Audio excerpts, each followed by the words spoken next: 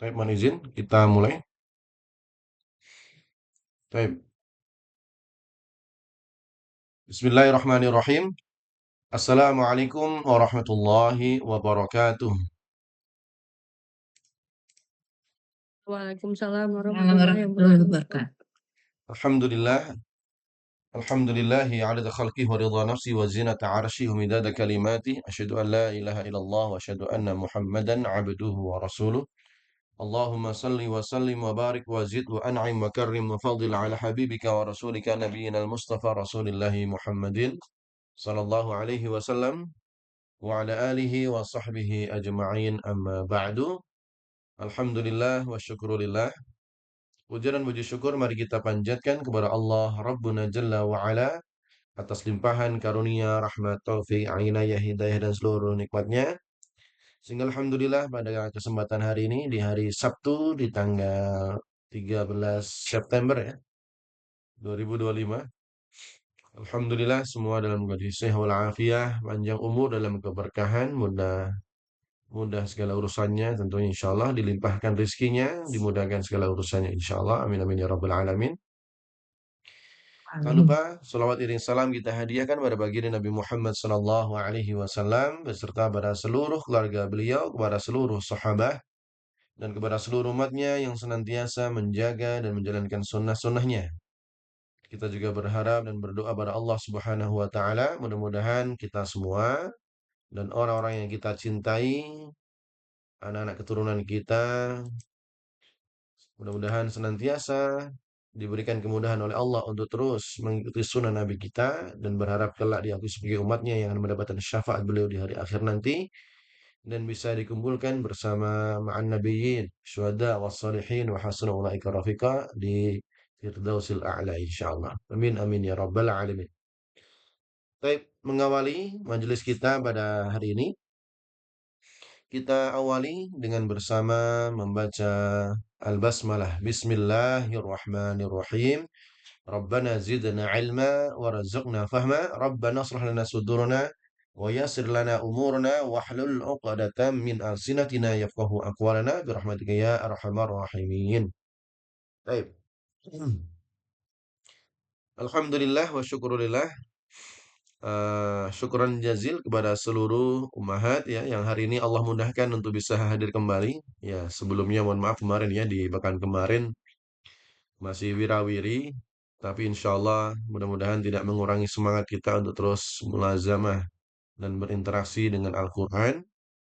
Dan kita harap mudah-mudahan apa yang sudah kita lalui ini ya tentunya memberikan keberkahan bagi kita semua, terus memberikan motivasi bagi kita untuk terus mendekatkan diri dengan Al-Quran dan berharap Al-Quran menjadi kawan dekat kita dunia dan akhirat dan Al-Quran menjadi penolong kita, menjadi syafi'an lana di dunia hatta akhirat insyaallah.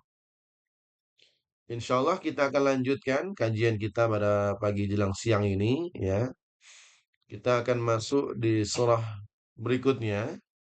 Kemarin terakhir Al-Fil, mohon maaf kemarin belum sempat upload itu yang hasil dari rekaman pertemuan terakhir. Tapi nanti insya Allah akan segera kita uploadkan. Termasuk juga untuk yang kajian hari ini. Jadi syukuran jazil yang mungkin kemarin belum bisa hadir, kemudian tetap berusaha, masya Allah, untuk mengikuti, untuk tidak agar tidak ketinggalan di rekamannya.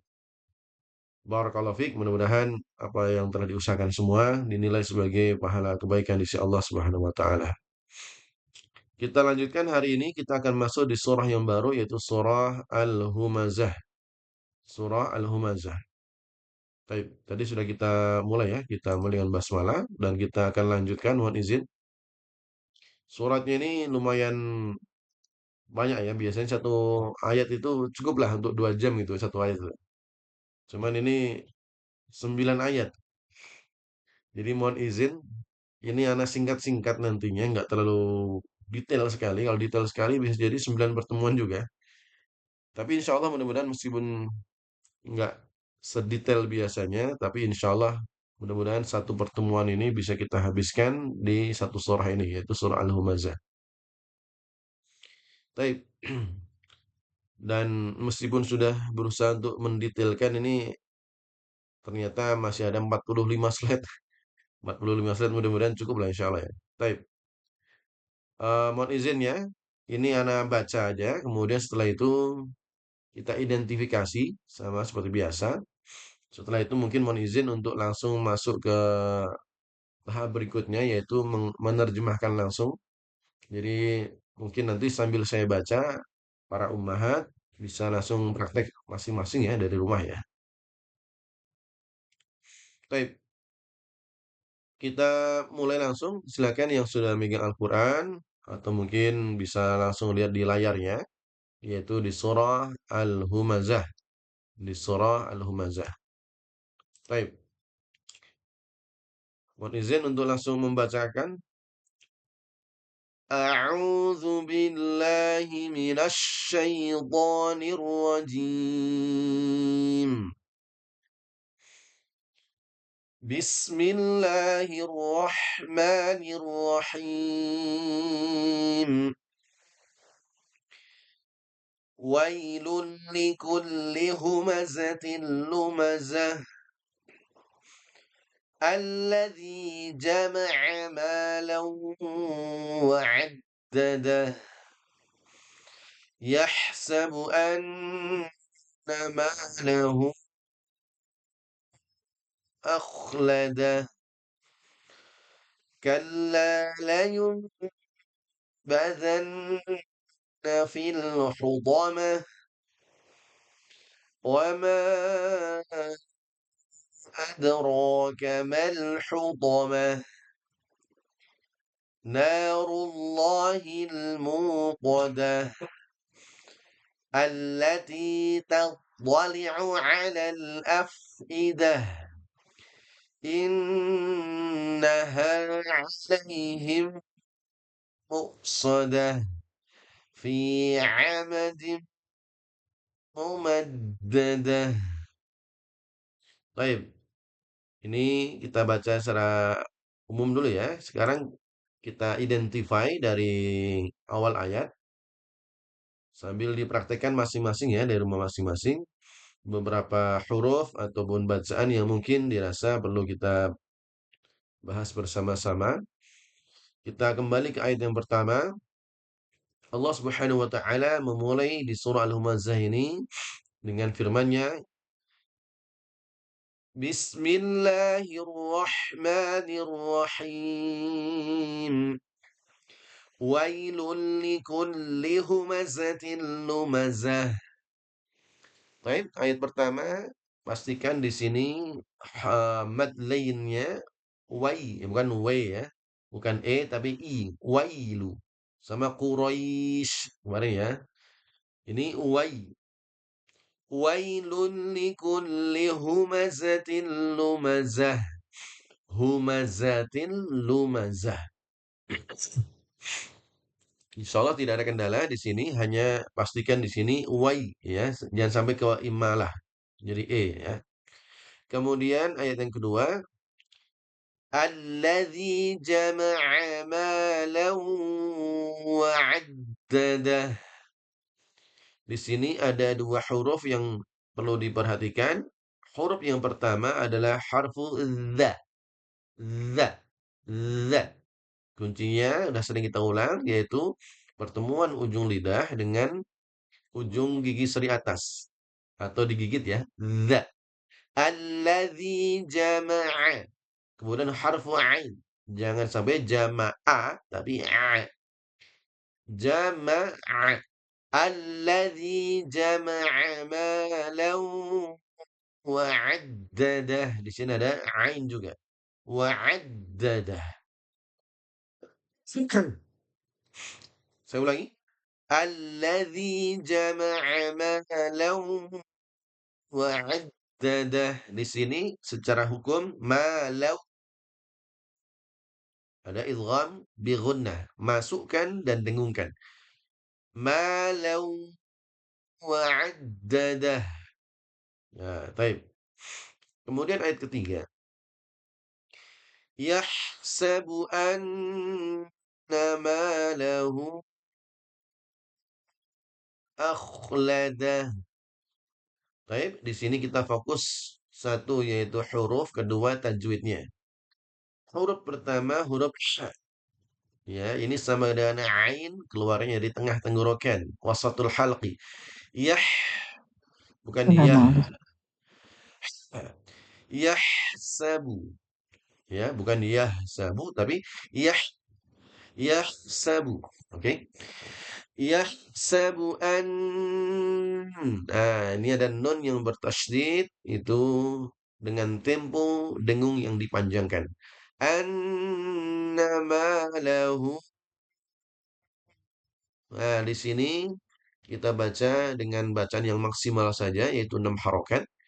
Hu, kenapa menjadi panjang sekali? Karena ada dua hal ya. Sebelum dan sesudahnya hurufnya hidup, lamnya hidup, hamzahnya hidup. Kemudian setelah itu ternyata setelahnya yang hidup adalah hamzah. Maka gara-gara hamzah ini menjadi panjang sekali. Kita ulangi. Yahsabu anna malahu akhladah. Akhladah. Kho-nya menjadi isti'ala, menjadi tebal. Baik, bisa ya. Jadi hu-nya dipanjangkan, kemudian a-nya dipastikan tipis dan bersih. Ayat keempat. Kalla layunbadanna fil hudamah. Di sini fokus kepada hukum tajwidnya. Nun mati ketemu ba, berarti dia hukumnya adalah iqalab atau qalb, yaitu diubah menjadi mim dan didengungkan juga. Kalla layunbadanna fil hudamah. Jadi ada dua dengung ya. Di sini iqalab ba dengan zan sama kayak an. Ini zan didengungkan dengan tempo yang panjang. Saya ulangi. Kalla layunbadanna fil hudamah. Baik, bisa ya. Selanjutnya ayat yang kelima. Di sini sama. Ma ini sama dengan hu ya. Hurufnya menjadi panjang sekali karena bertemu hamzah. Kita gunakan 6 harokat saja. Wa ma adraka mal hudamah. Ma-nya panjang sekali sama kayak lahu tadi ya, ma lahu. Wa ma adraka mal hudamah. Ro-nya menjadi tafkhim, menjadi tebal. Baik. Kemudian ayat yang keenam, narullahil muqadah. Ini aman, nggak ada yang beda. Anda rasa mudah. Narullahil muqadah. Baik. Ayat ketujuh. Jadi di sini allati tadhali'u 'alal afidah. Huruf ainnya bertemu dua kali ya. Au, a. Nah, jangan sampai tatoli'u a salah. Tapi au a. Allati tadhali'u 'alal afidah. Af. Udaranya dikeluarkan karena dia punya sifat ikhwah ya, rokhwah. Atau hams. Rokhwah mengalir, hams berarti keluar udaranya. Bukan afidah, bukan p ya. Saya ulangi. Allati tadhali'u 'alal afidah. Tadhali'u 'alal afidah. Bisa ya, langsung diperhatikan. Kemudian sebelum terakhir, innaha 'alaihim muqsadah.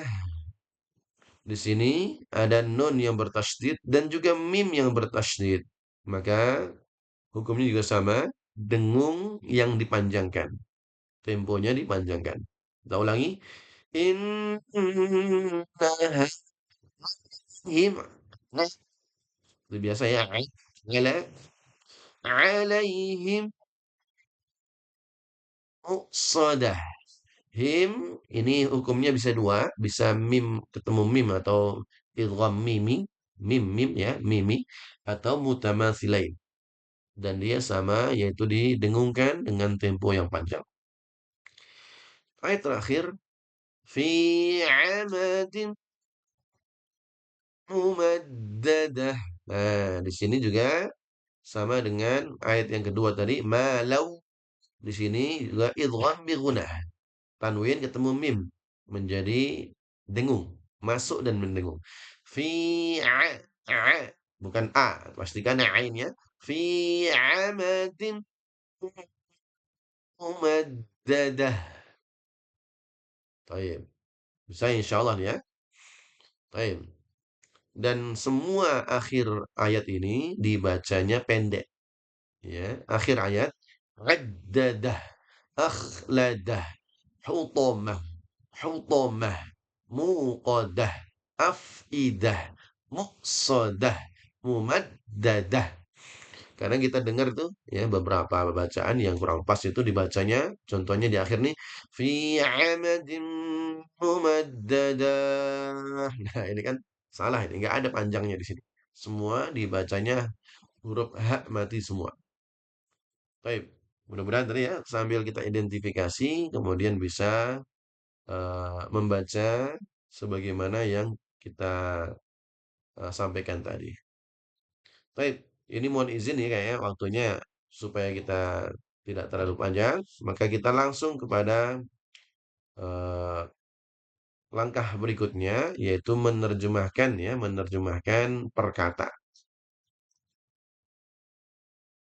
Oh, mohon maaf lupa. Mukaddimah dulu ya, mohon maaf. Ini mukaddimah dulu. Setelah kita baca, ya kita pengenalan dulu ya. Setelah itu baru pengenalan perkata. Sekilas tentang surah Al-Humazah. Ya, sekilas tentang surah Al-Humazah. Pertama, surah Al-Humazah ini adalah surah yang ke-104. Ya, kita berarti sudah belajar berapa ini? Sudah 10 surah ya kalau dari akhir ya. Dari 114 dari belakang, kemudian sekarang 104. Dan terdiri dari 9 ayat tadi yang kita baca dan disepakati dia adalah surah yang turun sebelum hijrah. Turun sebelum hijrah. Maka disebut surah Makkiyah. Kalau berdasarkan waktu ya. Kalau berdasarkan tempat, maka turun di Mekah ataupun sekitarnya. Kemudian kedua, surat ini ditempatkan di antara surah Al-Asr dan Al-Fil. Al-Fil sudah kita pelajari kemarin ya, tentang bagaimana tentara gajah kemarin. Dan insya Allah besok di Al-Asr lebih pendek. Nah, seakan-akan ini menjadi penjelas yang konkret tentang salah satu profil manusia yang merugi. Jadi kalau di Asr itu kan disebutkan orang yang merugi. Nah, maka setelah Al-Asr ini Al-Humazah seakan-akan ini berikan contoh konkretnya. Ini loh, dalam Al-Humazah ini kita akan belajar orang-orang yang merugi di dunia contohnya yaitu yang ada dalam surah Al-Humazah ini. Nah, surah ini akan menjadi cerminan nantinya ya. Setelah kita belajar ini seharusnya menjadi cerminan bagi kita semua selaku muslim tentang apa? Tentang dua hal. Satu, seberapa jauh kita menjaga lisan dan perasaan orang lain. Ya, bagaimana kita menjaga lisan, ya, perkara lisan ini nanti tentang ya, bagaimana menjaga lisan. Kedua, seberapa besar kita menganggap harta yang kita miliki itu sebagai amanah. Ya, rumah kita, jabatan kita, profesi kita, semua yang berkaitan dengan harta itu adalah amanah, bukan sebagai sumber kesombongan. Jadi langsung dua hal nih ya, tentang lisan dan tentang harta benda. Ya, kita bahas. Kita detailkan lagi bagaimana surah Al-Humazah ini turun. Imam As-Suyuti dalam kitab beliau Lubab An-Nuqul menyebutkan bahwa surah ini atau ayat-ayat yang turun dalam surah Al-Humazah ini itu adalah teguran keras kepada siapa? Tentunya karena ini turunnya sebelum hijrah, berarti kepada musyrikin Quraisy. Dan sudah kita bahas ya, siapa Quraisy di surah Al-Quraisy yang dulu itu yang menggunakan mana itu? Mereka itu menggunakan kekayaan dan status sosial. Ya, mungkin sekarang relevan ini. Ada orang yang dia menggunakan kekayaan dia dan status sosial dia untuk mencela Nabi Shallallahu Alaihi Wasallam dan juga para sahabat yang miskin. Nah ini jadi dulu pernah ada ya tentang bagaimana orang-orang pembesar Quraisy yang dia mungkin punya kekayaan, dia punya status sosial, tapi dua hal itu digunakan untuk mencela. Contohnya siapa? Di antara nama-nama yang disebutkan para mufassirin, jadi kalau kita buka kitab-kitab tafsir itu, maka nggak lepas di antaranya dan nama tiga orang ini. Yang pertama adalah Al-Akhnas bin Suraiq, Umayyah bin Khalaf, dan Walid bin Al-Mughirah. Nah, ini nama-nama yang dia nampak kesombongan yang dimiliki karena menggunakan kekayaan dan status sosial untuk mencela Nabi Muhammad SAW. Nah, mereka ini adalah simbol dari arogansi ya, kesombongan yang dimiliki karena kekayaan dia dalam apa dalam menyebarkan agama Islam. Kapan ya? Ketika Nabi Shallallahu Alaihi Wasallam di awal-awal sedang menyiarkan agama Islam ini. Tapi kalau kita lihat di sini, ini bukan hanya untuk musyrikin Quraisy saja. Maka kita terus ini secara umum, surat ini juga berlaku untuk siapa saja, ya. Karena kan nggak disebutkan di sini Quraisy kan nggak disebut. Nama Akhnas bin Syuraik nggak ada. Umayyah bin Khalaf nggak ada. Allah secara umum menyebutkan wailul likulli humazatil lumazah. Maka nanti akan kita bahas secara umum surat ini juga berlaku untuk siapa saja yang memiliki sifat tercela seperti yang terjadi di kalangan musyrik Quraisy ini. Ya nanti kita mengidentifikasi diri kita ya, minimal dari diri kita sendiri, apakah dalam diri kita ada sifat-sifat yang dimiliki seperti tiga orang ini. Ya naudzubillah. Maka kita belajar humazah ini supaya kita mampu eh, memperbaiki diri kita dari hal-hal yang menghadirkan celaan ataupun azab dari Allah Subhanahu wa taala. Kenapa hari ini kita belajar al-humazah? Sejauh mana pentingnya? Ini kita kenalan dulu di awal supaya lebih mantap nanti, supaya berslide-slide ini, puluhan slide ini nanti tidak membosankan ya. Mudah-mudahan tetap fokus insya Allah. Dan lebih dari itu kita mendapatkan manfaat dari ngaji kita, bukan hanya mendengar, tapi ya perubahan yang baik di berikutnya. Pertama, ringkas tetapi padat nilai moral. Saya sendiri ya boleh dikatakan ini bisa dua tiga kali pertemuan sebenarnya, tapi nggak apa-apa. Ya, meskipun kita ringkas, tapi insya Allah padat dengan nilai moral. Ya, hanya 9 ayat, tetapi langsung menyasar dua penyakit besar manusia. Yaitu apa? Yaitu penyakit yang pertama adalah lisan yang menyakiti, dan yang kedua adalah cinta berlebihan kepada harta. Oke ya, ini sudah mulai mengarah ini. Penyakit umumnya manusia, yaitu lisannya tidak bisa dijaga, mudah menyakiti, atau dia terlalu cinta dengan harta. Harta ini bisa umum ya, harta benda ataupun kedudukan, status sosial, jabatan, dan lainnya. Itu yang pertama, penting ya. Kedua, ini surah Al-Humazah ini menjadi landasan etika sosial dalam Islam. Ya, yang mana dalam Umazah ini nanti kita akan tahu ya dua tiang besar kezaliman sosial yang ada sepanjang masa, bukan hanya ketika turunnya ayat ini saja, dan bisa jadi zaman sekarang banyak sekali. Pertama tentang bagaimana lisan ya, terjadinya fitnah, gosip, ejekan dan lain kan dari fitnah lisan itu atau verbal abuse-nya. Termasuk juga sombong karena harta yang dimiliki, ya, atau materialistic arrogance. Nah, tentu sangat penting kita selama ini apa sih humazah kan itu? Ternyata luar biasa nih. Ini menjadi kunci bagi kita untuk menjauhkan diri kita dari dua tiang besar kezaliman yang ada saat ini. Ya, ini kayaknya kalau kita relevansi sekarang, ya ini kayaknya kedua nih ya. Sombong karena punya jabatan gitu kan. Wah, Masya Allah. Jadi menari di atas penderitaan. Lah ini kita temukan nanti di Al-Humazah ini.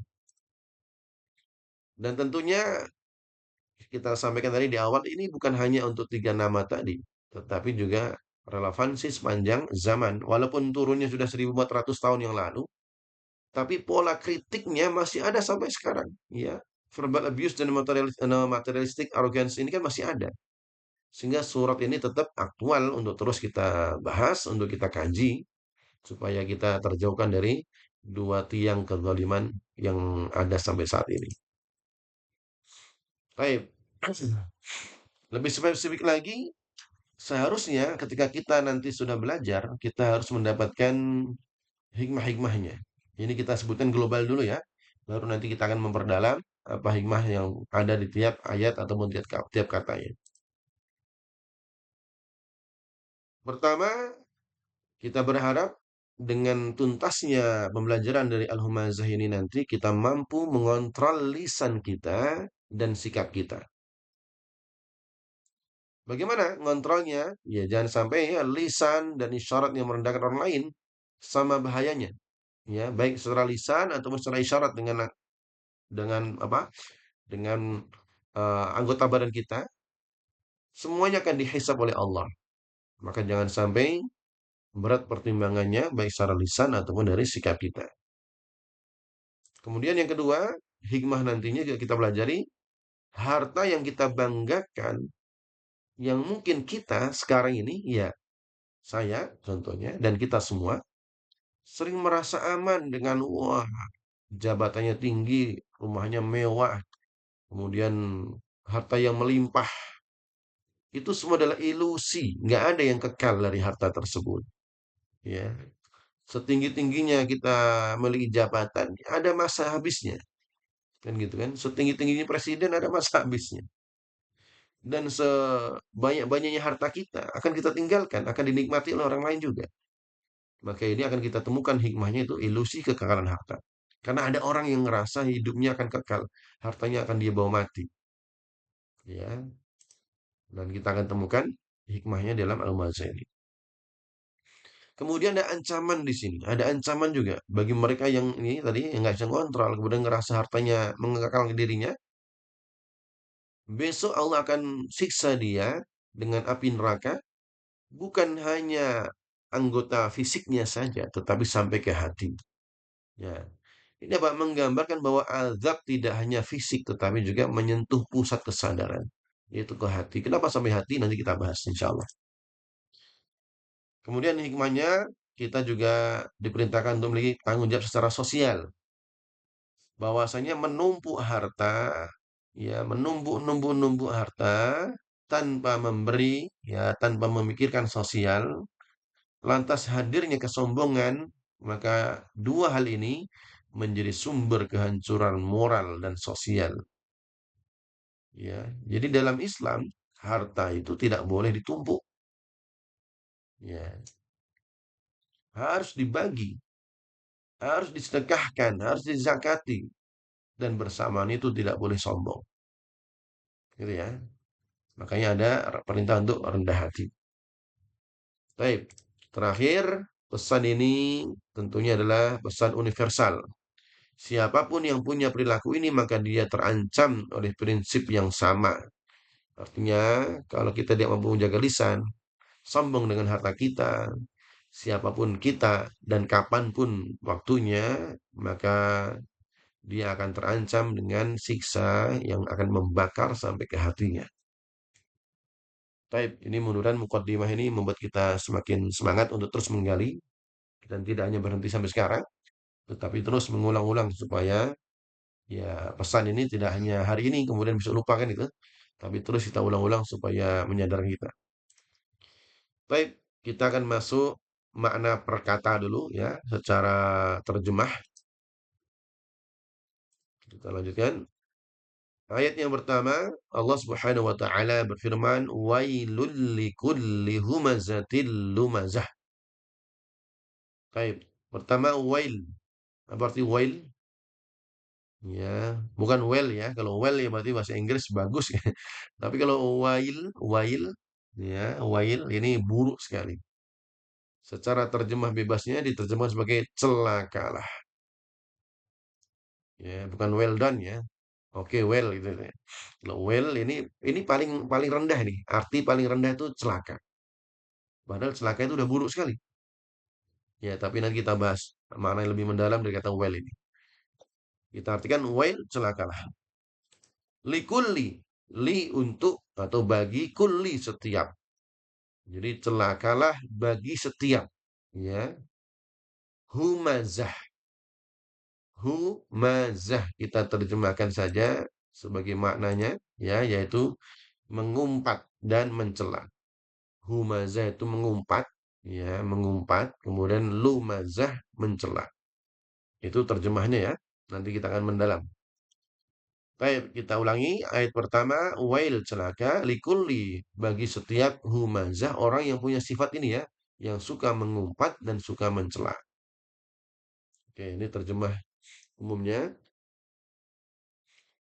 Ayat kedua, ada 9 ayat ini. Alladzi jama'a malan wa 'addadah. Alladzi yang. Ya, udah sering kita ulang. Jama'a, al-jama' ya, ada jama' qasar, berarti menggabungkan atau mengumpulkan.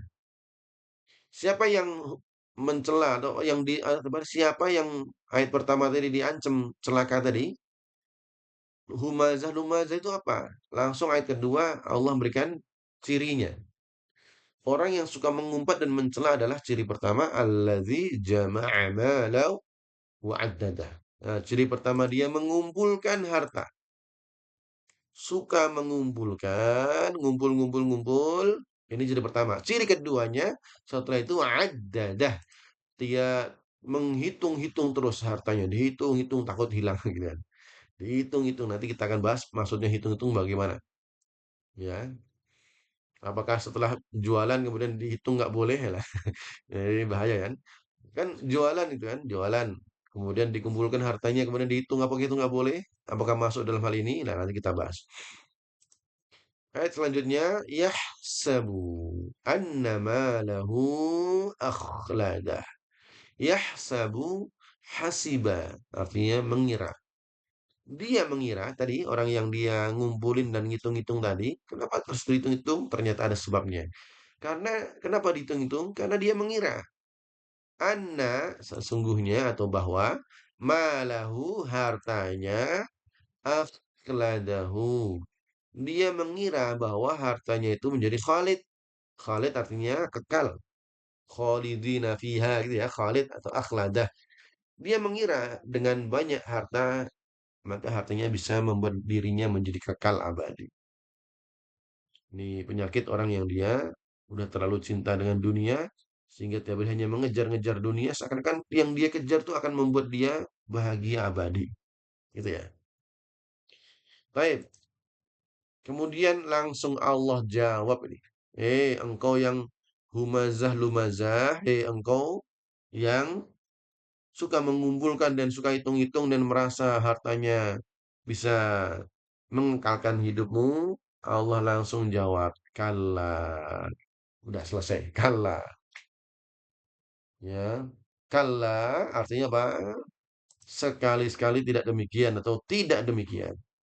Artinya yang kamu kira itu semuanya salah. Kalla, nggak kayak gitu Mas Bro, gitu kan. Nggak kayak gitu, gitu kan. Ya, ada orang yang dia merasa satu tambah satu adalah tiga, tiga tambah tiga adalah tujuh.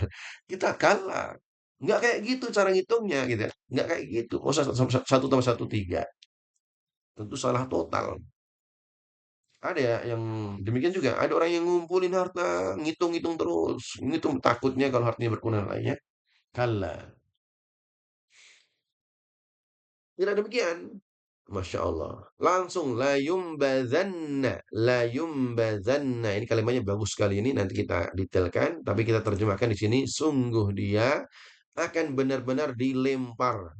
Ya, nabaza di sini melempar ya. La yunbazanna berarti sungguh benar-benar dia akan dilempar. Waduh.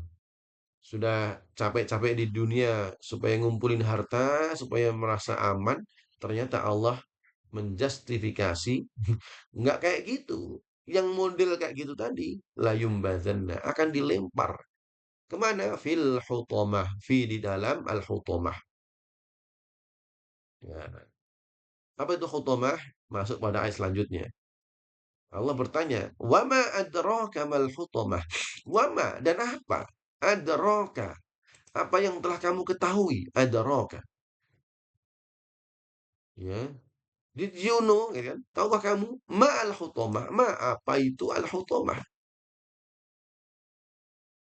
Masya Allah. Allah betul-betul langsung mengajarkan di sini tentang dahsyatnya al-hutamah sampai Allah mengulang-ulang 2 kali. Ya. Kalla la yumbadanna fil hutamah. Wa ma adraka ma al-hutamah. Diulang lagi. Saking ngerinya kalimat hutamah di sini. Kemudian Allah memberikan ajaran atau mengajarkan di situ narullahi al-muqadah. Hutamah adalah narullah. Narullah neraka atau api. Berarti hutamah adalah nama lain dari neraka. Neraka Allah. Ini kalau nerakanya manusia ya ada terbatas lah. Tapi kalau nerakanya itu disandingkan Allah ya dahsyat sekali. Dan hutamah itu muqadah. Sifatnya adalah muqadah yang dinyalakan. Ya, nanti kita bahas muqadah ini maksudnya gimana. Kemudian disebutkan cirinya lagi. Yang mana di dalam hutamah itu tattali'u 'alal afidah. Jadi ada satu neraka namanya hutamah allati tattali'u 'alal afidah. Allati yang sama ya dengan alladzi. Kalau alladzi itu untuk muzakkar, male, kalau allati untuk female atau muannas. Karena kita ngomongin hutamah tadi ya. Narullah al-muqadah tadi. Itu neraka hutamah. Yang mana yang allati tattali'u, tala'a, ittala'a, yattali'u, artinya muncul sebenarnya. Tapi nanti kita bahas ya, kita terjemahkan membakar. Tala'al badru, tala'al muncul. Badr, apa badr itu? Purnama. Tala'al badr berarti muncul gitu. Tapi diartikan membakar. Nanti kita bahas mendetailnya kenapa ittala'a disebut menjadi membakar. Alal afidah. Atas atau sampai ke hati. Afidah. Ini ya, yang dibakar bukan hanya fisiknya sampai tetapi sampai afidah atau sampai fuad. Innaha alaihim muqsadah. Cirinya lagi tentang hutomah tadi. Innaha sungguh api neraka hutomah tadi. Api neraka hutomah itu alaihim atas mereka muqsadah. Tertutup rapat. Ya, seperti kayak kita lagi masak itu panci ditutup rapat. Muqsadah. Nah kita bahas ya bagaimana tertutup rapatnya itu. Kemudian di akhir ayat fi amadim mumaddadah. Neraka hutumah yang tertutup rapat itu fi amadin di dalamnya ada amad tiang-tiang mumaddadah yang memanjang. Masya Allah. Allah detailkan kondisi hutumah ini dalam surat Al-Humazah. Baik ya, sudah bisa nih ya, sudah bisa memahami secara global lah minimal. Baik, coba kita lihat terjemahannya. Kita ambilkan terjemahannya. Ayat pertama, Allah berfirman apa? Wailul likulli humazatil lumazah. Wail, celakalah. Likulli, bagi setiap humazah, pengumpat, lumazah, pencela. Ya, orang yang suka mengumpat dan mencela. Bagaimana dia? Alladzi jama'a malau wa'addadah. Yang dia jama'a mal, mengumpulkan mal, wa'addadah, dan menghitung-hitung. Kemudian apa? Yang ketiga, sambil hafal. Yahsabu Yahsabu anna malahu akhladah. Yahsabu apa tadi? Hasiba mengira. Anna bahwa malahu hartanya itu akhladahu mengkekalkannya. Gitu ya. Langsung Allah jawab apa? Kalla. Tidak demikian. Sekali-sekali enggak demikian. Itu salah itu ya. La yumbadzanna. Sungguh dia benar-benar akan dilemparkan fil hutomah. Ke dalam hutomah. Nah, ini ya, orang-orang ini akan dilempar ke dalam hutomah. Wa ma adraka mal hutomah? Kalau bertanya, tahukah kamu apa itu hutomah? Ya, apa itu hutomah? Langsung Allah langsung menjawab menafsirkan di ayat selanjutnya, narullah yaitu sebuah api yang disediakan yang Allah yang disediakan oleh Allah ya, yang dinyalakan. Al-muqadah. Yang mana di dalamnya allati tattali'u 'alal afidah yang membakar sampai afidah sampai ke hati. Kemudian ciri lain innaha 'alaihim muqsadah. Mereka itu di dalam hutomah ini akan ditutup rapat. Masya Allah. Masuk panci, panci ditutup rapat kan gitu. Yang mana di dalam neraka itu sedang itu diikat, mereka diikat pada tiang-tiang yang panjang. Masya Allah. Baik, Masya Allah ini sudah ya, sudah kelihatan gambaran umumnya. Ya, Allah memberikan contoh langsung dengan orang dengan dua sifat ini dan cirinya ini. Kemudian mereka akan dimasukkan ke dalam hutomah dan Allah berikan ciri neraka hutomah dan mereka nggak bisa keluar lagi udah di situ. Kenapa? Karena ditutup dan diikat dengan tiang-tiang panjang.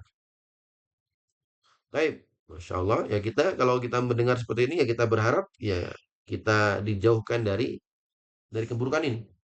Ya kita berdoa sebagaimana sunnah Nabi ketika mendengar siksa maka Nabi bertawud ya apa Allahumma inni a'udzubika minan nar. Allahumma inni ya Allah sungguhnya aku a'udzubika aku berlindung kepadamu minan nar atau minal hutamah.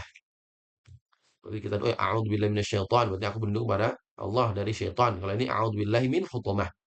Aku berlindung kepada Allah dari hutamah. Mudah-mudahan kita dijauhkan dari neraka hutamah. Baik, sekarang kita masuk ke tadabbur per ayatnya. Tadabbur per ayatnya. Masih tetap semangat Ibu ya? Baik, barakallahu fiik. Mudah-mudahan masih pada semangat. Allah, semangat Ustaz. Oh, ada running text-nya di stop dulu kepala pusing. Oke, siap-siap. Mohon maaf nih saya sambil Minta ngecek. minta. Iya, Ustaz, kepala pusing ngelihat running text. Bikin Oke, bosan di sebentar. kelihatan tuh. Iya, iya. Lihat. Oke, Aduh, parah sebentar. ini. Liar ya. Maaf Sebentar. ya Ustaz, jadi lihat soalnya. Oke, pelan-pelan aja ya.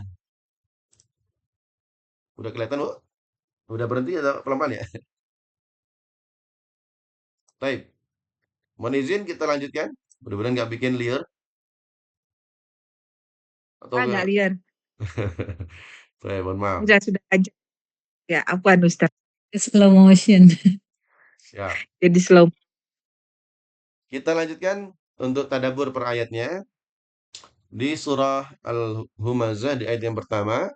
Kita ulangi lagi ya. Wailul likulli humazatil lumazah. Ini secara terjemah masih kan kayak ini. Wail apa tadi? Celaka. Likulli bagi setiap humazah ya yang suka mengumpat dan mencela gitu ya, mengumpat dan mencela.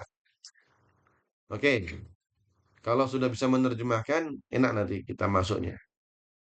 Baik.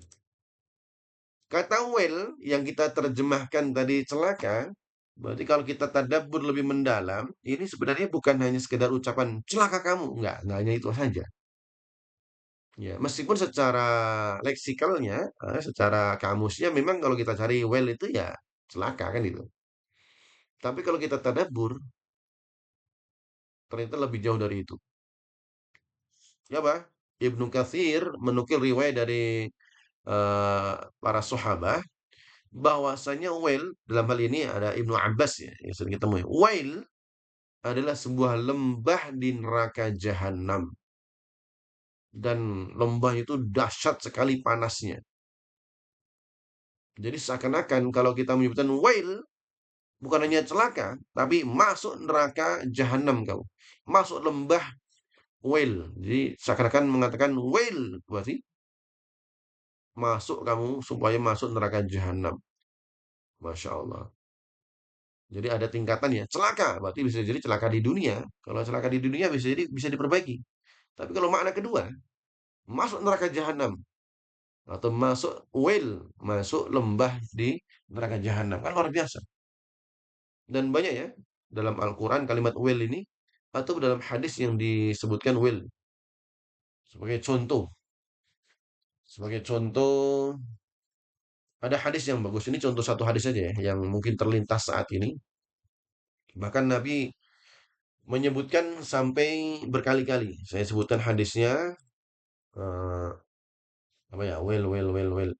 Wailul likul eh, Wailul lilladzi yuhadditsu fayakdziba liyudhika bihil qauma wailul lahu thumma wailul lahu. Wah, Masya Allah hadisnya. Kamu khilaf hadis ya, saya agak lupa ini. Wailul wailul kan wail Allah mulai dengan wail ya, celakalah bahasa simpelnya. Alladzi yuhadditsu liyudhika bihil qauma. Yang dia berbicara fayakdzib, kemudian dia berdusta. Ngomong kemudian dusta, bohong. Yang dia omongin bohong. Supaya Pak liyudhika bihil qauma. Yang tujuan ngomong itu dan dia berdusta itu supaya ditertawakan, supaya membuat orang tertawa. Nah, ini bahaya nih. Ini ancaman yang dahsyat sekali yang Allah berikan kepada orang-orang yang dia ngomongnya apa istilahnya gedobos gitu ya. Yang ngomongnya dusta supaya Pak orang lain ketawa. Mohon maaf, kadang ada di program di TV itu kan, program di TV atau podcast dan lainnya yang membuat orang lain tertawa, padahal dia dusta semua. Ini ada hadisnya yang Rasul pun menyebutkan 3 kali wail. Wailul lilladzi yuhadditsu fayakdziba liyudhika bihil qauma. Wailul lahu thumma wailul lahu. Masya Allah. 1 kali ucapan tapi keluar wailnya 3 kali. Celakalah bagi orang yang dia berbicara, kemudian dia berdusta untuk supaya kaum ya orang sekitarnya itu ketawa. Maka celakalah dia, celakalah dia yang berbicara bagi Nabi Muhammad SAW. Itu well yang pertama. Kalau dimaknai yang kedua, dia akan masuk neraka, lembah neraka jahanam bagi gitu kan, bagi yang berbicara kemudian berdusta supaya kanan kirinya tertawa. Maka masuk lembah neraka jahanam baginya, masuk lembah neraka jahanam bagi. Itu will, ya. Belum nanti surat yang lain, wailul lil mutaffifin contohnya. Atau contoh surat-surat yang lainnya. Nah, kita ngepasin sekarang ini surat Humazah. Ini sudah bisa dipahami ya. Makna dari kata-kata will. Ada 2 ya, celaka atau salah satu nama lembah di neraka jahanam. Dua-duanya nggak ada baiknya, dua-duanya nggak ada baiknya. Kata will ini adalah deklarasi perang. Jadi kalau sudah ada will, ya berarti harus diperangi, jangan sampai masuk ke situ kan gitu. Dan termasuk juga ancaman azab yang paling keras dari Allah. Ya, nanti silakan dibuka Al-Qur'annya, cari kalimat-kalimat will ini banyak sekali. Ya, will nih dan itu adalah kalau kita menemukan itu ya harus dijauhi, harus diperangi. Dan itu bentuk ancaman yang sangat dahsyat dari Allah Subhanahu wa taala. Baik, ini will ya. Humazah, lumazah. Humazah, lumazah. Ini menggunakan pola yang sama. Dalam bahasa gramatikalnya namanya sighah mubalaghah. Sighah mubalaghah adalah sebuah pola yang digunakan dalam bahasa Arab. Yang pola itu kalau dipakai menunjukkan sebuah sifat kebiasaan yang berlebihan. Kebiasaan yang berlebihan. Ya, namanya sighah mubalaghah. Sebuah pola yang digunakan dalam gramatikal bahasa Arab untuk memberikan kesan atau memberikan sebuah sifat yang sifatnya itu terbiasa dan berlebihan. Gitu ya, namanya sighah mubalaghah. Ini ya. Baik. Kalau lihat harokatnya, paling simpel lihat harokatnya. Humazah, lumazah. Sama ya. Namanya fu'alah. Ya, ini termasuk bagian dari sighah mubalaghah. Baik, kita akan artikan dulu. Para mufasir, ya, ini memberikan beberapa perbedaan yang saling melengkapi. Kita lihat Imam Tabari. Beliau mengutip pendapat Ibnu Abbas bahwasanya humazah adalah mengumpat di belakang. Ngomongin di belakang itu humazah. Nah, ini insya Allah orangnya nggak ada di sini ya. Nggak ada yang suka ghibah, nggak ada yang suka fitnah. Kalau ada yang ghibah fitnah itu masuk kategori humazah. Menurut Imam Tabari yang diambil dari pendapat Imam Abbas. Sedangkan lumazah yang dia ngomongin orang di depannya langsung. Ya, dua-duanya nggak baik ya. Ngomongin di belakang nggak baik, ngomongin di depan nggak baik juga. Ya, baik, jelas ya. Ini pendapat yang pertama. dari Imam Tobari, humazah dan lumazah. Sedangkan Imam Qurtubi menjelaskan humazah itu adalah mencela dengan perbuatan atau isyarat, ya, mencela dengan perbuatan. Ya, seperti memicingkan mata, matanya ngelirik-ngelirik tapi merendahkan, gitu kan. Atau melet-melet menjulurkan lidah yang merendahkan. Atau menggerakkan tangan, seakan-akan merendahkan. Ini masuk kategori humazah, yaitu apa? Dengan perbuatan atau isyarat. Sedangkan lumazah itu dengan langsung lisan. Ya, baik. Pada intinya dua-duanya satu paket. Poin utamanya adalah mencela dan menghina, ya, menghujat dan lainnya. Baik, itu Pak, humazah, lumazah. Bisa dipahami ya? Baik, kita tambahkan lagi. Kita tambahkan secara linguistiknya. Humazah itu dari akar kata hamaza, mengumpat, mencaci, berbicara buruk. Nah, ini penekanannya pada lisan. Ya, kalau ini kembali kepada secara leksikalnya, secara kamusnya. Sedangkan lumazah dari lam, mim, zai, menuding, mengejek, mencela. Bisa juga bermakna tindakan atau gerakan atau sentakan selain lisan. Taib ya. Jadi hampir kalau secara bahasa berarti kalau humazah berarti menggunakan lisan, kalau lumazah menggunakan anggota badan. Ya, nanti kan kalau kita lihat dari yang kita bahas tadi ini agak sedikit berbeda dari Imam Qurtubi. Lumazah itu lisan kan kembali. Intinya ya sekitar itulah ya. Intinya adalah merendahkan. Keduanya dipakai bersamaan untuk memberikan penegasan terhadap perilaku negatif. Dua-duanya negatif. Entah pakai lisan ataupun pakai selain lisan. Intinya, udah kita pada poin intinya, dua kata ini mencangkup segala bentuk perendahan terhadap martabat manusia. Ya, menghina manusia baik secara lisan ataupun dengan gerakan, dengan anggota badan. Ya, ya, baik dengan kata-kata, tulisan maupun bahasa tubuh yang dilakukan secara terus-menerus hingga menjadi tabiat. Ya, kenapa tabiat? Tadi sighah mubalaghah tadi, kebiasaan yang berlebihan. Ya, kalau mungkin nggak sengaja lagi memicingkan mata gitu kan, atau mungkin menggerakkan tangan, kamu itu ada, mungkin dia khilaf. Tapi yang terjadi, humazah lumazah ini menjadi kebiasaan dan menjadi hobi, gitu, menjadi tabiat. Ini yang dilakukan oleh kaum musyrikin kepada Nabi Muhammad SAW. Dan bisa jadi ini ada orang-orang yang zaman sekarang yang memang dia kebiasaan kayak gitu. Ngerasa dia kaya raya, ngerasa dia punya kedudukan, ngeliat orang lain yang mungkin di bawahnya langsung, kamu tuh siapa? Kan gitu kan, itu bukan ya. Kalau sering nonton drama pasti banyak kan. Sering nonton drama itu kan. Ya, saya nggak tahu nih. Kadang kalau kita lihat Facebook sekilas itu, kok tiba-tiba ada drama Cina-Cina itu yang Masya Allah persis nih humazah-humazah ini. Nggak tahu ibu-ibu ini kalau ngeliatin Facebook atau gimana, tiba-tiba berseliweran di beranda itu, ya ada drama-drama Cina itu, yang mungkin, ya kayak gitulah gitu kan. Saya nggak tahu tiba-tiba kadang seliweran gitu kan. Yang kita ngeliatnya itu gregetan gitu kan. Cuman ya kita ambil ibrohnya. Oh ini toh humazah lumazahnya kayak gitu. Ya, mudah-mudahan kita bisa ambil ibroh dari drama yang berseliweran itu. Atau mungkin dulu ada drama yang berpuluhan tahun tersanjung ya apa? Tersanjung apa itu? Kayak ibu-ibu udah hatam itu kayak saya nggak ikut dulu. Iya. Oh, Ustadz, gak suka sinetron. Oh gitu. Kasih saya itu alhamdulillah. Sukanya anu naik apa tukang bubur naik naik haji ya. Masya Allah. Nonton TV, Ustadz. Alhamdulillah. Alhamdulillah. Baik, barakallahu fiik. Syukran, syukran. Nah, intinya gitu ya. Jadi kadang kita menemukan kayak gitu ya itu. Kalau anak pribadi nggak sengaja ngeliat langsung teringat oh ini tau humazah lumazah gitu kan.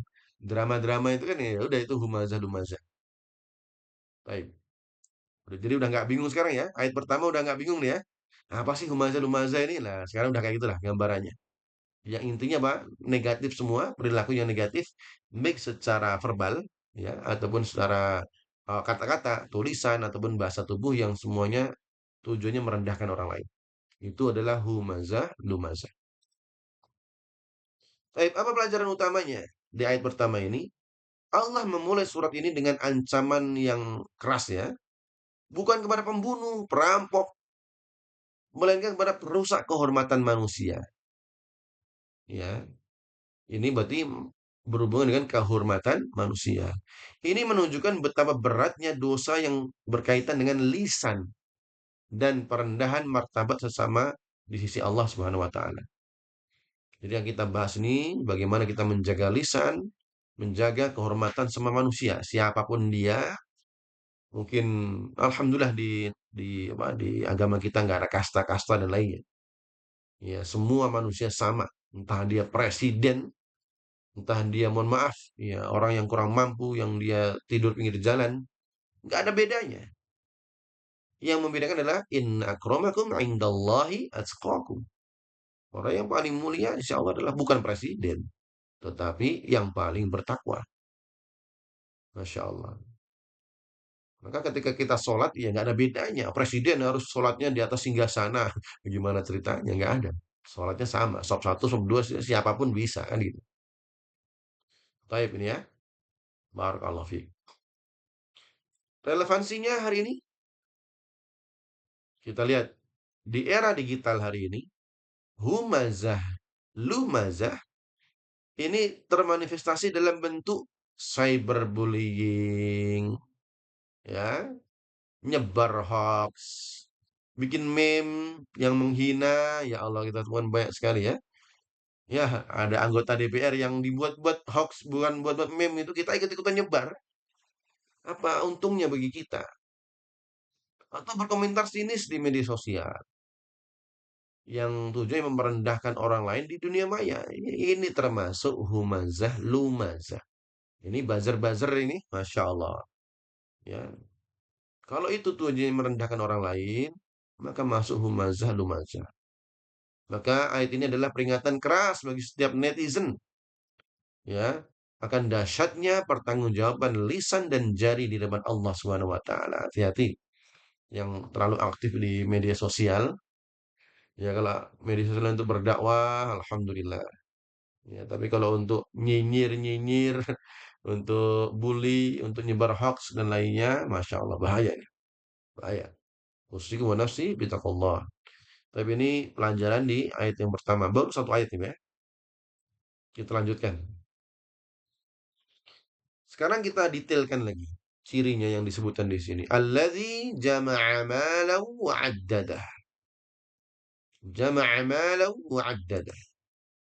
Kata jama'a, jama'a yang artinya mengumpulkan ya, tapi ini bukan sekedar ngumpulin, tetapi dia ngumpul numpuk dengan rakus. Sekarang tujuan hidupnya ya hanya ngumpulin harta. Sekarang tujuan hidupnya ya cuma numpuk-numpuk harta saja. Makanya nanti ini akan terafiliasi atau tersinkronkan dengan at-takatsur nih. Alhaakumu takatsur. Belum kita belajar ya, tapi ini pas kan. Apakah nggak boleh jadi orang kaya? Boleh. Yang nggak boleh adalah yang dia numpuk-numpuk dengan rakus. Maka Allah mengatakan alhaakumut takatsur. Kalian itu telah terlalaikan.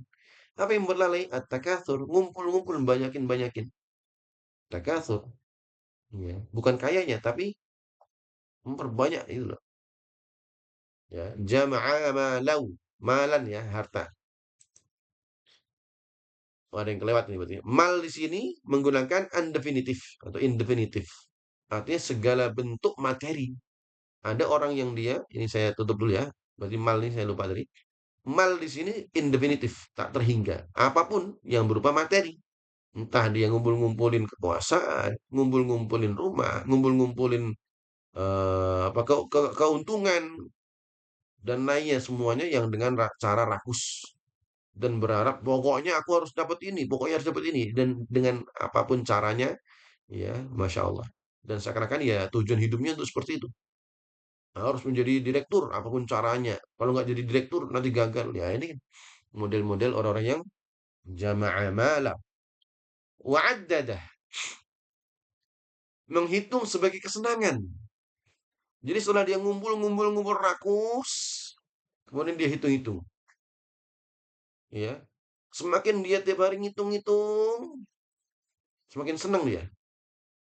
Mohon maaf, ini ucapan Syekh ana, bukan ana cuma menukil saja. Bahkan orang yang suka ngeliat tiap hari ngeliatin saldo aja, ngeliatin saldo, wah, saldoku berapa? Wah, keren 1 M. Ngeliatin lagi dibuka saldonya lagi, dikit-dikit mampir di ATM, dikit-dikit mampir di mobile banking, ngeliatin saldo. Nontonin saldo itu sebuah kebanggaan. Ini termasuk bagian adadah. Ya. Ya nggak ada butuhnya padahal. Butuhnya uangnya udah itu ada, tapi karena dia ada kesenangan sendiri. Kalau ngeliatin duit itu senang itu matanya hijau gitu. Nah, ini termasuk adadah. Ya, ini bukan ucapan Ana ya. Ana hanya menukil apa yang saya dengar dari Syekh Hanafi. Kenapa? Karena ini menunjukkan keterikatan kuat pada harta dan cemas untuk merawatnya. Karena kalau dia dikit-dikit harta kita ya Allah. Ya. Jadi kalau dia pusing lihat harta jadi seneng gitu kan. Berarti kan dia udah menjadi hamba harta gitu kan. Jadi poinnya di situ. Ya. Bukan berarti kita nggak boleh nonton liatin saldo, boleh liatin saldo, tapi ya sometimes sometimes aja, kadang-kadang aja nggak harus tiap hari. Oh, pusing mau liatin saldo, baru seger fresh gitu. Lagi malas liatin saldo fresh, sakit liatin saldo fresh. Ya Allah, bukan saldonya, tetapi ya keterikatan dia pada harta yang menyebabkan dia seperti itu. Imam Fakhrul Razi boleh menjelaskan makna adadah di sini. Ini kita tuliskan di sini ya. Dia menghitung-hitungnya berulang kali, dihitung-hitung terus. Yang di brankas dihitung, yang di ATM dihitung, yang di saku dihitung terus. Karena begitu cinta dan terpesonanya dia pada jumlah harta yang dia miliki. Hmm. Dia terpesona, wah kaya raya nih ya. Dihitung terus-terus. Itu yang pertama. Kedua, dia menyiapkannya sebagai perisai atau uddah untuk menghadapi segala musibah. Seakan-akan hartanya adalah Tuhan yang akan melindunginya dari segala hal, termasuk kematian. Nih, hartaku nanti kalau aku sakit, ini hartaku kalau ini, semuanya jadiin. Kalau nanti kecelakaan, ini sudah ada, sini semuanya diperhitungkan semuanya, urusan harta. Apakah nggak boleh? Ini ada catatannya ya. Hal tersebut akan membuat dia hilang tawakal ya. Digigit, wah saya punya harta sini, harta di sini, semuanya serba harta. Sehingga menimbulkan apa? Kesombongan, menimbulkan hilangnya tawakal. Lebih dari itu, menimbulkan dia tidak peka terhadap orang lain. Itu yang bahaya. Ya. Nanti kalau ada orang datang, akhirnya ya dia nggak mau mengurangi hartaku. Oh, aku nggak punya harta. Padahal hartanya melimpah. Melimpah tapi sudah dialokasikan sini, alokasi sini. Sehingga dia berat untuk mengeluarkannya. Nah ini kan bahaya. Kecenderungan terhadap harta yang berlebihan. Tadi ya, sehingga mubalaghah yang berlebihan. Yahsabu, ini langsung saya sambungkan ya. Yahsabu ayat kedua ya. Jadi ayat kedua, kemudian ayat ketiga tak sambungan saja karena ayatnya banyak. Yahsabu anna malahu akhladah. Orang yang suka ngitung-ngitung harta ini tadi, yang ngumpul dan ngitung-ngitung tadi, dia mengira bahwasanya hartanya itu mampu mengekalkan dia. Yahsab, dia mengira. Kata ini menunjukkan betapa rapuh dan salahnya asumsi tersebut. Ngira, baru kira-kira, nggak ada keyakinan. Ya. Harta yang dikumpulkan, yang dihitung-hitung terus, yang dialokasikan sana sini sini itu baru perkiraan dia. Berarti kan asumsinya rapuh sekali. Ini adalah sebuah delusi atau salah tulis ini atau fata morgana, ya. Sebuah delusi atau fata morgana pikiran yang dibangun atas fondasi materialistis tadi, ya. Ya, taib. Jadi hanya perkiraan saja. Ya, apa yang dia kira? Annama lahu akhladah, hartanya mampu mengekalkan dia. Inilah puncak kebodohan dia dan kesombongan dia. Ngerasa harta yang dia miliki itu akan menjadi dia kekal abadi. Kekal dalam apa? Dalam kekayaan itu juga salah. Kekal bahwasanya dia akan sehat terus juga salah. Apalagi kekal dalam kehidupan. Sampai lupa untuk memikirkan kematian. Ya, baik. Jadi ada orang-orang yang dia seakan-akan ya udah yang dia kejar dunia, dunia, dunia, dunia, nggak ada waktu untuk akhiratnya. Nah, ini salah. Maka ini contoh dari yahsabu anna malahu akhladah. Dia mengira bahwa harta yang dia kejar-kejar itu akan membuat dia abadi. Nah, orang ini merasa hartanya bisa membeli keabadian, menentang takdir kematian yang pasti akan menjemput setiap jiwa. Ya. Sakit aman, uang saya banyak, sakit aman, ini aman. Semuanya merasa dengan harta dia mampu segalanya. Gitu ya. Kita lanjutkan. Apa pelajaran dari dua ayat ini? Alladzi jama'a malahu wa 'addadah yahsabu anna malahu akhladah. Akar dari sifat merendahkan orang lain tadi ya, humazah lumazah itu Allah sebutkan di sini seringkali adanya rasa aman palsu yang diberikan oleh harta, ya. Orang yang dia suka mencela orang lain, merendahkan orang lain, sifat humazah lumazah tadi itu seringkali munculnya karena apa? Rasa aman yang palsu yang diberikan oleh harta. Ketika seseorang merasa aman karena harta, ia cenderung memandang rendah kepada mereka yang tidak memiliki materi sebanyak dirinya. Ya, ini apa kaitannya dari sifat pertama dengan dua dan tiga. Ya. Dia melupakan keamanan yang sejati yang hanya datang dari Allah Subhanahu wa taala. Belum bisa dipahami ya? Kenapa tadi di awal menyebutkan sebuah sifat humazah lumazah, kemudian kok muncul cirinya? Ternyata ciri inilah yang menghadirkan sebab musababnya atau akar permasalahannya. Kenapa orang itu suka mencela orang? Gampang sekali mulutnya itu keluar. Merendahkan orang lain karena harta yang dia miliki, karena harta yang dia hitung-hitung tadi. Oh, aku uangnya udah banyak, sehingga orang lain, "Ah, kamu hartanya dikit." Akhirnya muncul humazah humazah. Ini ya, jadi ini modelnya seperti itu. Relevansinya apa? Relevansinya, obsesi menumpuk harta, ya, atau flexing kekayaan di media sosial, ini yang zaman sekarang banyak sekali yang flexing-flexing itu ya, dan mengukur kesuksesan hidup hanya dari saldo rekening adalah manifestasi modern dari ayat ini. Ini kebodohan yang ada di yang disebut dalam ayat ini yang terjadi zaman sekarang. Ada orang-orang yang terjebak dalam ilusi bahwa asuransi terbaik, perawatan medis termahal, gitu kan? Harus punya asuransi, harus punya perawatan termahal, gaya hidupnya mewah.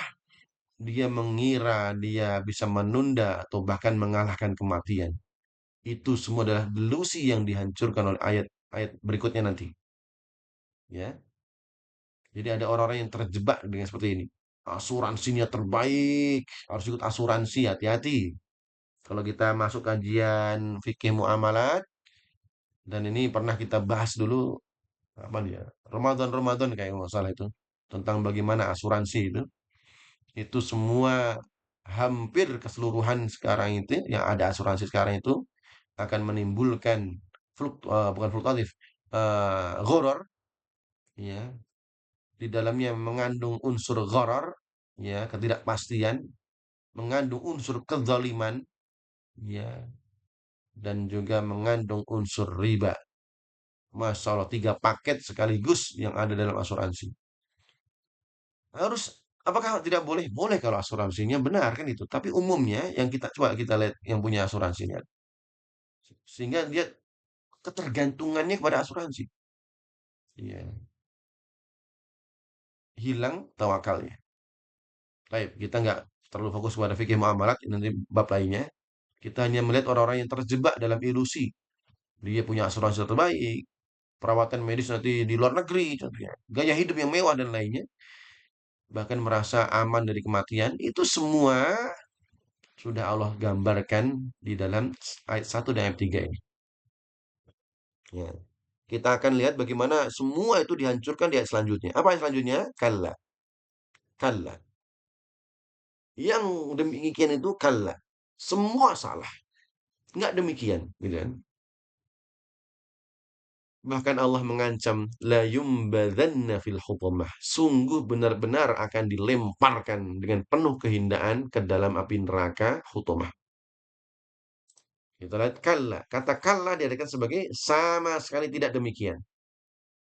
Ya, cara orang nomor satu, dua, tiga tadi, yang dia ngumpulin, yang dia ngitung-ngitung, merasa dia aman dengan harta yang dia miliki, kemudian dia hadirkan kesombongan dengan mencela orang lain, kalla, tidak demikian. Ini adalah sebuah seruan bantahan yang sangat keras dan tegas dari Allah. Ya, harta yang dia kumpulkan yang datang dari Allah, Allah sendiri mengatakan enggak demikian. Enggak demikian. Caramu seperti ini salah. Yang ngomong bukan kita ya, Allah. Dari kata kalla. Habis sudah selesai. Kalla. Imam Qurtubi menyebutkan sebagai kalla ini kata untuk membentak dan menyanggah. Sekarang kan, jangan kayak gitu, gitu. Itu salah. Sekarang kan demikian kalimat kalla itu. Allah menghancurkan delusi keabadian dari ayat sebelumnya dalam satu kata. Kalla. Masya Allah. Udah selesai habis. Ya, kalla. Gitu ya. Enggak kayak gitu. Semuanya salah. Itu salah. Semuanya itu bahkan bukan hanya seperti itu. La yumbadzanna fil hutamah. Kata la yumbadzanna ini dari strukturnya adalah kata yang sangat kuat. Ya, kalau kita lihat gramatikalnya terdiri dari lam. Lamu taukid artinya sungguh. Plus yun bada plus na. Nunut taukid asakilah. Ya, ini mudah-mudahan enggak ya. La yumbadzanna. Lam pertama la. Lam artinya lamu taukid sungguh. Yunbadza ini fi'il mudhari'nya. Kemudian na nun yang bertasydid nun taukid as-saqilah.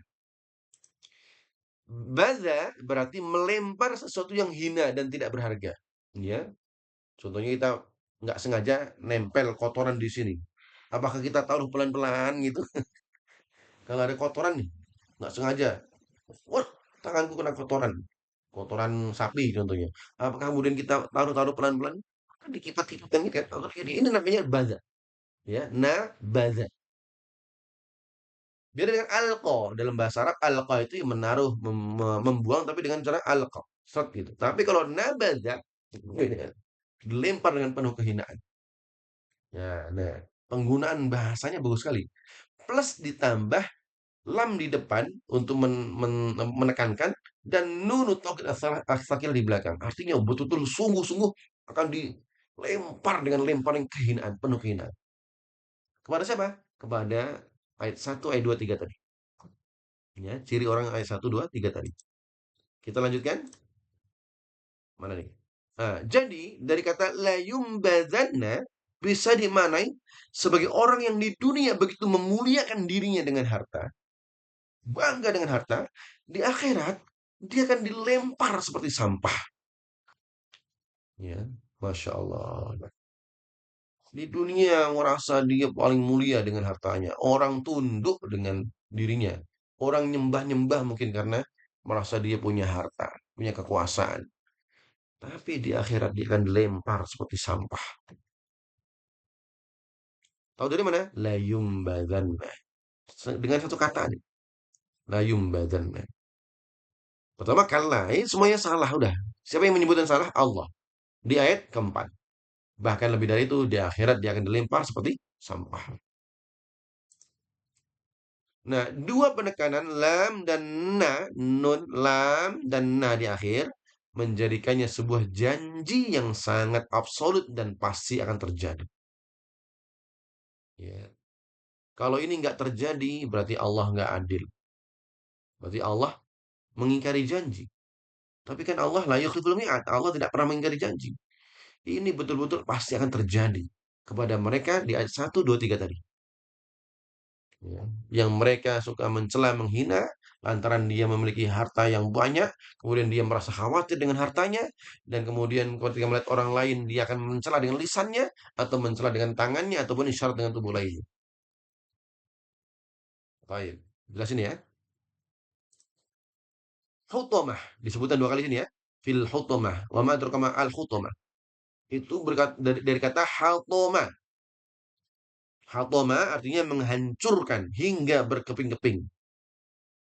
Ya, berarti sebelum disebut nama sebuah neraka, secara leksikal atau secara terminologinya, Hautomah sendiri artinya adalah sesuatu yang menghancurkan sampai berkeping-keping. Hancur berkeping-keping itu namanya Hautomah.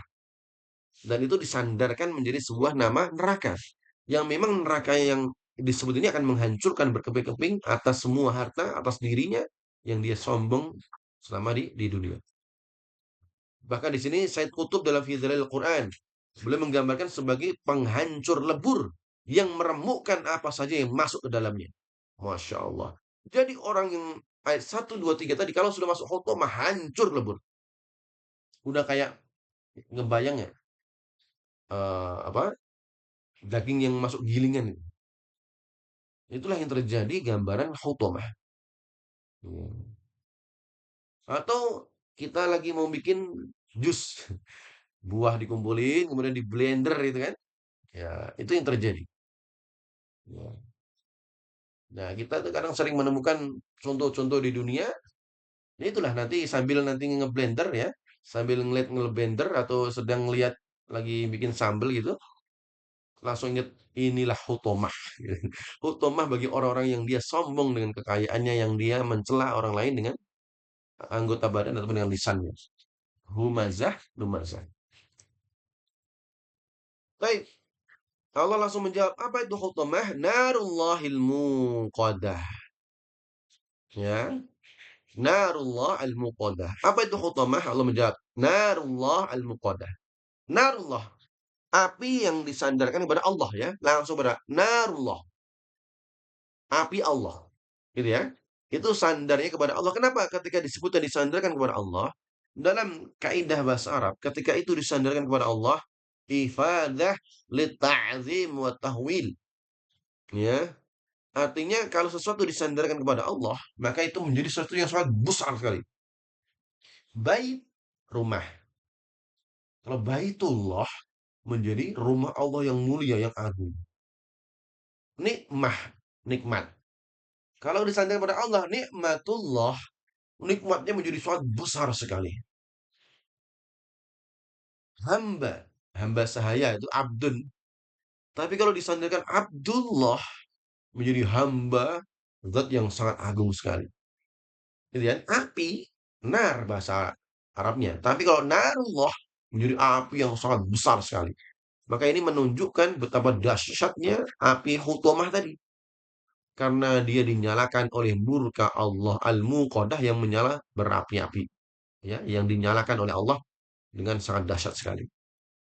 Nah, kata al-muqadah, muqadah yang diartinya apa? Yang dinyalakan itu dalam bahasa Arab digunakan dalam bentuk ismul maf'ul.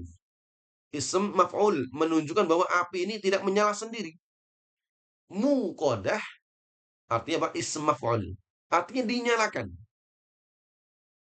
Ya, maka di sini api itu dinyalakan secara aktif dan terus-menerus dikobarkan oleh sebuah kekuatan dahsyat memastikan apinya tidak akan pernah padam atau melemah. Kalau api di Indonesia, api di dunia ya. Ya, kalau gasnya habis meredup kan itu. Lilin kalau lilinnya habis gitu kan. Tapi kalau yang menyalakan adalah Allah, ini semakin dahsyat dan tidak akan pernah padam ataupun tidak pernah melemah. Nah, kita lanjutkan. Apa faedahnya di sini? Pelajaran utama dari ayat 4 sampai ke 6 kita gabungkan saja. Kalla la yumbadzanna fil hutamati wa ma adraka mal hutamah narullahil muqadah. Ini adalah hukuman yang setimpal dengan perbuatan. Tadi apa? Perbuatan orang-orang yang suka humazah lumazah, yang dia mengumpulkan harta, membuat dia sombong dan kemudian suka menghina dan mencela, maka hukumannya luar biasa. Dia akan masuk ke hutamah. Maka orang yang merasa dirinya hebat karena harta, ya, akan dilemparkan seolah tak berharga. Ya. Kan ada ya kita temui orang itu kan, kita azim, hormat sekali. Kenapa kita hormat pada orang tersebut? Apakah hormat karena kedudukan, atau hormat karena ilmu, atau hormat karena harta? Ya, kalau hormatnya hanya karena harta dan dia kemudian dia sombong, ingat, dia akan dilemparkan tak berharga. Tapi kalau hormat karena ilmu, insya Allah ini mulia. Sama ya dalam bahasa Arab itu ada orang yang disebut syekh gitu. Nggak tahu, Anda udah pernah nyebut belum? Kapan orang itu disebut syekh? Ya syekh, gitu kan? Istilah Arab itu ya, syekh. Syekh itu dalam bahasa Arab itu ada beberapa penyebutan itu karena karena ada sesuatu di baliknya. Satu memang karena usianya. Karena memang syekh itu bahasa lainnya adalah kakek, ya. Syekh itu bahasa leksikalnya, bahasa umumnya adalah kakek. Tapi kadang disandarkan pada sesuatu. Pertama karena orang itu punya kedudukan. Baik karena dia orang kaya atau karena dia punya kekuasaan sehingga dipanggil syekh, ya. Dan itu ya sekedar kalau dia udah nggak kaya hilang syekhnya gitu. Tapi ada syekh memang karena dia punya ilmunya. Ya Syekh Sudais, Syekh Misari Rosid, Syekh ini dan lainnya. Ini karena ilmunya. Ya. Sama kalau di Indonesia yang mulia. Mulia karena apa? Mulia karena hartanya, jabatannya, atau ilmunya. Ya mudah-mudahan kita disebut mulia karena ilmunya insya Allah. Bukan karena kalau mulia dengan ilmu, nanti Allah sendiri yang mengangkat derajatnya. Tapi kalau mulia dengan harta, biasanya ya kalau harta nggak ada udah nggak mulia lagi kan. Gitu. Alhamdulillah. Tapi kita lanjutkan. Orang yang menghancurkan kehormatan orang lain akan dihancurkan sehancur-hancurnya. Ini udah ya, ini pola, ini pola. Ya, yang dia sombong dengan hartanya, sombong dengan kedudukannya, kemudian dia menghancurkan kehormatan orang lain, udah polanya akan hancur dia. Bukankah kita tahu orang yang dia nampak mulia dengan harta, siapa? Korun, hancur. Orang yang nampak mulia dengan kedudukan, siapa? Fir'aun, hancur. Kita mau ngikutin siapa? Ya, ya, ya. Kalau hari ini ada orang yang ngikutin jejaknya Fir'aun, ya akan hancur. Meskipun nampak dia sekarang masih berkuasa, hancur nanti udah. Allah hancurkan itu. Ya, naudzubillah, summa naudzubillah. Relevansinya, relevansinya status sosial, jabatan, dan semua kemegahan duniawi akan menjadi tidak ternilai, tidak berharga di hadapan Allah. Ya. Presiden nggak ada apa-apanya di hadapan Allah. Ya. Direktur nggak ada apa-apanya di hadapan Allah. Kalau itu adalah bau-bau dunia, ya. Nggak akan ternilai di hadapan Allah. Tidak ada nilainya. Manusia akan dilempar ke alam kubur. Bekalnya lihat, ternyata sama. Mau presiden, mau orang fakir miskin, sama. Kain kafan. Sebuah gambaran kecil dari layun badan. Dilempar ke tempat yang hina dengan posisi yang sama. Mobilnya mewah, nanti kerandanya sama kan itu. Pakaiannya mewah, nanti pakaiannya juga sama. Kain kafan. Ya. Kuburannya juga sama. Jadi nggak ada yang perlu disombongkan dengan duniawi kita. Kita lanjutkan, Masya Allah. Masih ada 3 ayat lagi. Allati tattali'u 'alal afidah. Kita ngomongin hutomah sekarang ya. Kita ngomongin hutomah. Bagaimana ciri hutomah? Ittala'a yattali'u tadi kita sebutkan apa? Membakar. Padahal makna aslinya tola'a naik, melihat dari atas dan meliputi. Ya, seperti tadi tola'al badru. Muncullah purnama. Nah, purnamanya sudah naik, kemudian melihat dari atas kan, purnamanya melihat dari atas dan meliputi semua. Itu namanya tolak. Ya. Kemudian ini bukan pembakaran buta, tapi kan kita artikan sebagai pembakaran ya. Tapi bukan pembakaran tiba-tiba membakar tiba-tiba membakar seperti kebakaran hutan enggak. Ini seolah-olah api ini memiliki kesadaran. Jadi neraka hutomah, neraka yang ada di dalam hutomah itu seakan-akan apinya itu punya mata. Dia akan mencari, mencapai dan meliputi. Seakan-akan apinya itu sedang apa? Ya, menyaut-nyaut gitu. Itulah. Jadi apinya itu dengan penuh kesadaran membakar gitu. Kalau api kemudian kita bakar kertas, ya, cuman sekedar bakar biasa. Tapi ittola'a, kalimat ittola'a ini seakan-akan apinya itu naik gitu kan, naik ke badan orang itu, membakar, kemudian dia meliputi semuanya dengan penuh kesadaran. Ya, semuanya bahkan meliputi afidah, ya, kepada hati orang tersebut. Nah, pemilihan kata afidah, hati seorang, ya, emosionalnya itu, kenapa Allah menyebutkan menggunakan kata afidah, bukan qalbu, allati tattali'u 'alal qalb gitu. Ternyata Allah menggunakan kata afidah, tempat emosi dan niat seseorang. Itu lebih spesifik daripada kalbun, jantung atau hati. Menunjukkan bahwa api ini membakar pusat kesombongan dan niat jahat mereka, yaitu apa? Afidah. Ya. Bukan hanya kepada hati, tapi semua pusatnya, pusat kesombongan itu langsung dibakar. Jadi bukan hanya jasadnya, ya, bukan hanya jasadnya. Imam Tabari menjelaskan api ini menembus fisik, awalnya fisiknya, kemudian membakar langsung sumber kejahatan itu hati mereka yang busuk. Masya Allah. Jadi seada-adanya semuanya dibakar sampai meliputi semuanya.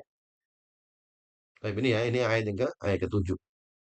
Kemudian ayat selanjutnya, innaha alaihim muqsadah. Kata muqsadah ini membentuk muf'alah, ya. Ism maf'ul, ya, muf'alah, bukan muf'ilah tapi muf'alah, yang berarti keadaan hutomah tadi ketika membakar tadi itu kondisinya tertutup rapat, tersegel, tertahan, terkunci apalagi. Jadi kayak orang kalau kebakaran, ya, kebakaran di dalam sebuah gedung dan dia mau keluar nggak ada. Gimana? Nah, ini gambarnya. Ya, ya. Kebayang ya, di dalam sebuah gedung atau sebuah kamar yang dia tertutup, terkunci, dan dia terbakar. Atau gini aja simpelnya, kita lagi ngebakar sate itu, atau lagi masak di open gitu kan, itu kan nggak ada tempat lari lagi. Ini namanya muqsodah. Tapi gambaran muqsodah ini tentunya jangan seperti kayak open atau mungkin sedang di fryer gitu nggak ya. Tapi ini neraka ini. Ya. Kemudian ini adalah kabar prediksi, ya, khobar, ya, bukan kabar, khobar muqsodah ini dari innaha. Sesungguhnya ha ini kepada hutomah tadi, hutomah artinya tertutup rapat dan terkunci tanpa celah. Gambaran keputusasaan yang total. Orang yang masuk ke dalamnya betul-betul sudah nggak ada jalan lain untuk keluar lagi. Oke. Kemudian fi amadin mumaddadah, ini dengan tiang yang memanjang. Amad itu tiang, mumaddadah yang memanjang. Imam Qurtubi menyebutkan bahwa amadin mumaddadah dipahami sebagai bentuk rinci dalam gambaran hutomah tadi, neraka tadi. Di dalamnya ada pilar-pilar panjang yang memperkuat citra penjara bagi penghuninya. Jadi, Masya Allah, kebayang ya, di dalamnya apinya menyala besar. Kemudian ada tiang-tiang untuk menali orangnya biar gak kabur. Setelah itu ditutup muksodah. Gambarannya sudah, ya, udah matang bener itu di dalamnya, udah nggak ada tempat keluar lagi. Ya, tergambar seperti itu. Itu apa? Bagi mereka yang di ayat 1, 2, 3 tadi. Betul-betul totalitas dalam siksa. Ya, totalitas dalam siksa. Baik, ini faedahnya kita ambil pelajarannya. Pelajaran utama dari 3 ayat terakhir ini. Pertama, hukuman Allah betul-betul menyasar hingga ke akarnya. Istimam, ya, ibarat saya. Isnin lam tastahim. Jamin, khud jamin, khud jamin. Mohon izin ini dari iklan dari ya. Khud jamin. Jawal sama istimam. Al-an. Al-an. Saya. Wah, mohon maaf, iklan ini sama istri ini iklan. Baik. Jadi apa pelajarannya? Hukuman Allah menyasar hingga ke akarnya. Kemudian karena penyakit mereka berawal dari hati, maka azabnya pun sampai ke hati. Allahu Akbar. Ketiga, karena di dunia mereka merasa bebas. Ini ya. maka di akhirat mereka akan terpenjara, terpenjara gitu ya, mohon maaf salah nulis ya, selamanya. Ya. Yang di dunia merasa aman, kemudian bebas melakukan apapun, di akhirat mereka terpenjara selama-lamanya. Ya Allah. Ini persis seperti hadis Nabi, ad-dunya sijnul mu'min wa jannatul kafir. Dunia ini penjara, bagi orang beriman penjara. Tapi bagi orang kafir itu adalah surga. Kenapa? Mereka bebas sana sini, sesuka-suka hati dia. Tapi orang mukmin nggak bisa. Mau maksiat, oh nggak bisa. Terikat dengan aturan. Mau buka aurat nggak bisa. Ada aturannya. Mau korupsi nggak bisa. Itu orang beriman. Mau minum khamr nggak bisa. Si jenul mukmin, penjara bagi orang beriman. Tapi di akhirat dibalik. Akhirat, orang beriman masuk surga, bebas ngapain saja, ya ngapain saja bebas. Minum khamr, bahkan khamrnya apa? Sungainya dari khamr. Khamr ladzatul lisyaribin, nikmat untuk diminum. Apalagi mau melakukan kemaksiatan apapun yang di dunia nggak boleh, di akhirat boleh. Ya, masya Allah. Kalau kita ingin merinci nikmatnya dunia, nikmatnya surga, masya Allah khusus nanti ya. Tapi bagi orang kafir, ya Allah, ini tadi udah diikat amadim mumaddadah, kemudian alaihi muqsadah, ditersegel neraka hutomahnya, terus menyala-nyala, dan nyalanya itu dengan penuh kesadaran, betul-betul habis semuanya. Ya, gambaran yang luar biasa bagi pelaku kesombongan dengan hartanya. Relevansinya, ayat ini mengingatkan kita bahwa setiap niat buruk dan penyakit hati yang tersembunyi itu diketahui oleh Allah Subhanahu wa taala. Ya, niat buruk dan penyakit hati yang tersembunyi ternyata Allah Maha tahu. Maka membersihkan hati dengan cara tazkiyatun nufus adalah urgensi yang mutlak. Maka mulai hari ini, usi wa nas bitaqullah. Ayo, bareng-bareng kita pentingnya untuk membersihkan hati supaya tidak sampai kena apa? Tala alal afidah. Ya, sampai kebakar sampai ke hati atau kepada afidah tadi. Ya, mumpung masih memberikan kesempatan untuk bertobat dari segala hal yang buruk. Baik, terakhir ini ada review secara total, ada tambahan hikmahnya, ada 3 slide lagi. Satu poin yang kita ambil dari secara global, kehormatan manusia itu adalah sebuah kesakralan. Islam menjaga kehormatan seorang individu setara dengan menjaga darah dan hartanya. Maskir. Ya, Islam menjaga kehormatan seorang individu setara ya dengan menjaga darah dan hartanya. Jadi kalau orang dia mencela kehormatan seorang, seakan-akan dia sedang membunuh, mengeluarkan darah, atau dia menghabisi darah hartanya. Jadi tiga-tiganya harus dijaga. Kehormatan, darah, dan harta. Semuanya harus dijaga. Nah, surat ini adalah deklarasi perang terhadap segala bentuk perundungan dan bentuk perendahan martabat bersama manusia. Nggak boleh. Masya Allah, luar biasa sekali. Ajaran agama kita, segala bentuk perundungan atau bullying itu nggak boleh. Ya. Kedua, harta adalah ujian, bukan tujuan. Ya, harta yang kita miliki adalah ujian. Harta bisa menjadi nikmat yang mengangkat derajat jika kita syukuri dan digunakan di jalan Allah. Namun, dia akan menjadi azab yang menghinakan jika menjadi sumber kesombongan dan tujuan hidup. Yang kedua, nah poin terakhir, yang ketiga, kepastian keadilan ilahi. Tidak ada satupun kezaliman, sekecil apapun yang akan luput dari pengadilan Allah. Hari ini, dia selamat dari Mahkamah Agung, Mahkamah Internasional, Kejaksaan Agung dan lainnya. Bebas silakan, itu dunia. Tapi keadilan Allah begitu sempurna. Hukumannya setimpal dengan perbuatannya.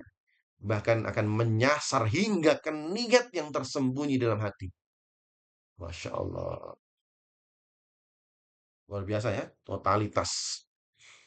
Maka mudah-mudahan ya kita bisa menjaga bukan hanya perbuatan, bahkan dari niat pun kita jaga niatnya jangan sampai salah. Wallahu taala a'lam bisawab. Kalau ada pertanyaan-pertanyaan dipersilakan. Hadanallahu wa iyyakum ajmain. Kita tutup ya dan kita buka selanjutnya sesi pertanyaan kalaulah memang ada hal yang dipertanyakan. Syukran. Assalamualaikum warahmatullahi wabarakatuh. Fadal. Waalaikumsalam warahmatullahi wabarakatuh.